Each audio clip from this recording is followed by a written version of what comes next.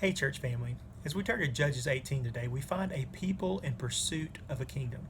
The question is, whose kingdom were they pursuing? Chapter 18 tells us the story of the tribe of Dan, one of the 12 tribes of Israel. Until this point, no inheritance among the tribes of Israel had fallen to them, so they took it upon themselves to go looking for an inheritance. They sent 5 men out to spy out and explore the land, and while they were exploring, they stayed at the house of Micah. While they were there, they met the young Levite that Micah employed as his personal priest, and they looked around to see what Micah had at his house. When they left Micah's house, they traveled to the city of Laish. The people who lived in Laish were quiet and unsuspecting people. They lived in security, they had no dealings with anyone, they lacked nothing, and they possessed great wealth. Their land was spacious, and it possessed all they needed. The 5 men of Dan liked what they saw. So they returned to the tribe of Dan and informed them of all that they had discovered. And upon hearing this news, 600 men of the tribe of Dan went up with the intent to conquer the city of Laish. On their way, they stopped by the house of Micah again, this time to pillage it.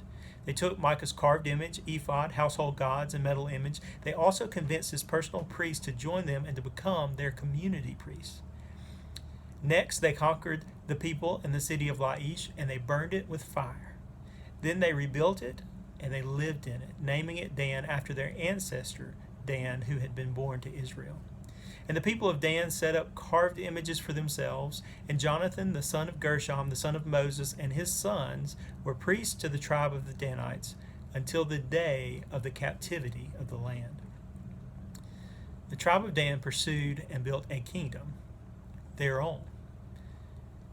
After pillaging the house of Micah, slaughtering the people of Laish, and burning the city, they invited God to be a part of their kingdom by setting up idols and hiring a priest. By pursuing and building their own kingdom, the Danites missed out on God's kingdom.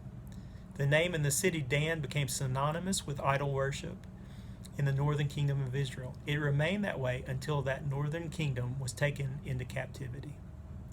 As followers of Christ, we also have to ask ourselves, whose kingdom are we seeking? The temptation is to seek to build our own kingdom, and then after we've built our own kingdom, to invite God to join us there. But God won't put up with that. He alone is the King of Kings.